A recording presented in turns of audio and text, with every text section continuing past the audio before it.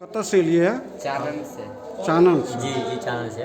कते दूर छै बासोपट्टी से? बासोपट्टी से 5 किलोमीटर छै। अहाँके केना पता लागल जे ई सिनेमा एतऽ लागल छै? हमरा सबके एना पता लागल कि अपना सबके एनी सिनेमा जे आयल छै तऽ हमरा सबके एना पता लागल कि अभी तक हमरा चाननमे अभी तक अथी नहीं गेल प्रचारमे। हाँ।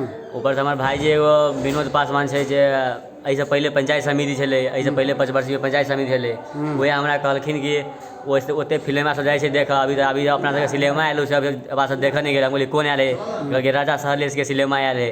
ताहि दुआरे हमसब काल्हि आयल रही 9 बजे रातिमे, लेकिन 9 बजे रातिमे यानी कि नहीं देख पेली, बुझली कि लेट रही भऽ गेल।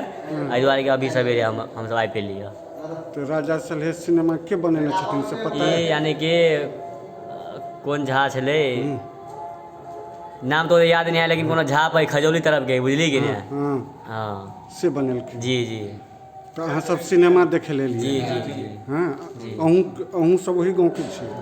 चानन के। तो अहाँ सबके नाम की भेल? रुपेश कुमार। विवेक कुमार पासवान।